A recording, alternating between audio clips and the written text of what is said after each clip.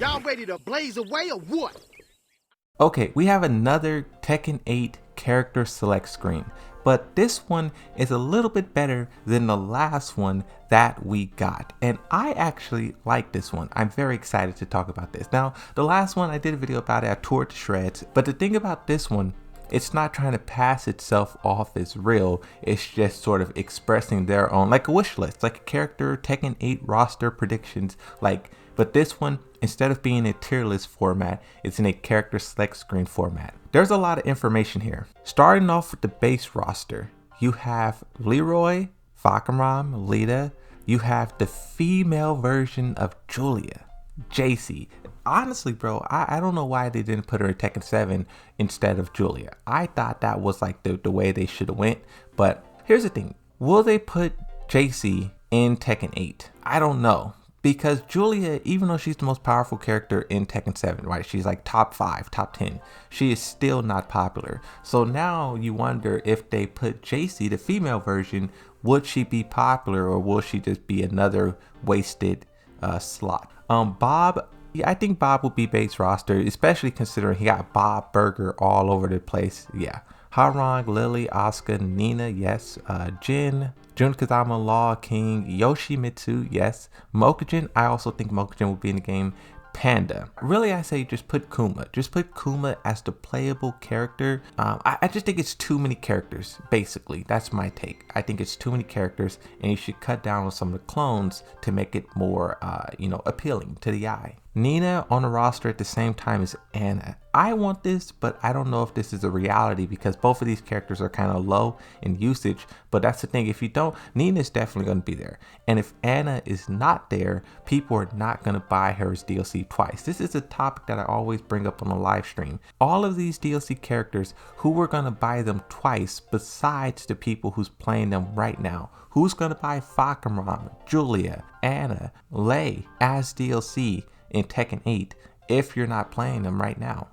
No one really is. Alyssa, Zhao Yu, Li Wulong, Zafina. I don't think Zafina will be in Tekken 8 as a playable character. I think Zafina will be in the game as a boss of sort. Just looking at this whole thing, the two characters that I say will 100% not be there is Shahid and Katarina and Zafina. Every other character, it's a coin toss. It really is. Now let's look at the DLC section. The first thing that I have to notice is Josie is DLC, which is something that I kind of think is fair. I think what they'll do is put Bruce on the base roster and then do Josie as DLC. I don't think Fahkumram will be there. Christine, wait, that is crazy. I'm just now noticing that this base roster doesn't have Eddie. Yeah, that's not gonna happen. They will definitely put Eddie over Lei, over Zafina, or Shahid, right? Miguel, I think that character could be DLC. Steve Fox, no way. He's in the game. He would take, really, I think Steve Fox would take Bob's spot. Master Raven and Female Raven. Female Raven isn't even on this list at all. But I think when you talk about the Ravens, right? First off, you need one of them in the game just in terms of story presence. They kind of represent the United Nations. They kind of represent, police, right? So you need one of them, I think, on the base roster. And like I said, it's kind of a coin toss between whichever one you want to pick because both of their usage is kind of similar. Like Master Raven was removed because he wasn't popular.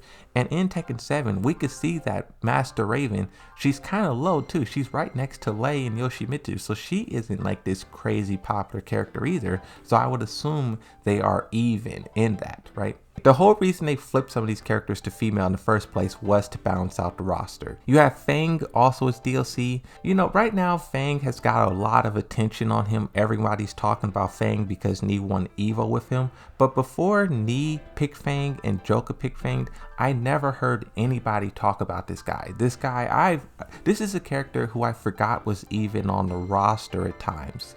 And I can honestly see him as DLC just because he's like super, relevant right now. He hasn't been relevant for the majority of Tekken 7. This guy has been irrelevant. The whole reason why I want to talk about this is because we have so many characters on the roster all at once. It's very difficult to juggle all of these characters. This base roster is 32 characters and you still have a godly amount of characters missing. that's the thing, that's the reality of Tekken 8. So many characters is going to be gone. Dragunov, I once said he could be DLC, but I don't think so. If they do sell him as DLC, I think that shows a major flaw with the DLC system in fighting games. Leo being DLC, I think Leo will be base roster just because you have the whole ambiguous gender.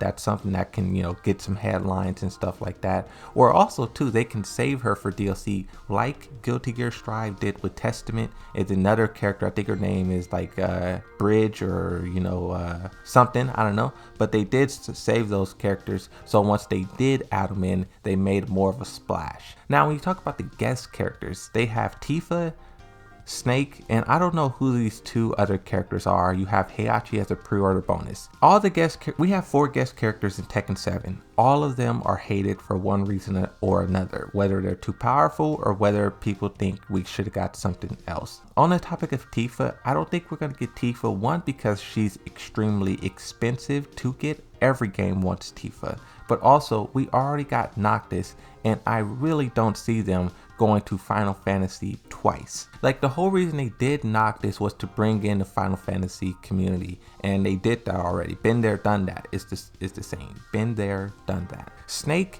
some people say this is pretty much Dragunov, which I would agree with. Also, one reason why I think maybe not Snake, but just like another Smash character is probably likely is because Kazuya went to Smash. So it's not an outer realm of possibility that we get a Smash character in Tekken, because we already saw that crossover happen. But just on the topic of guest characters as a whole, one thing you have to realize about guest characters is that they will be very, very powerful. Like Geese and Akuma. They are powerful specifically not because they're 2D, but because they're other fighting game characters, and you can't borrow someone's character and then have them trash, have them low tier.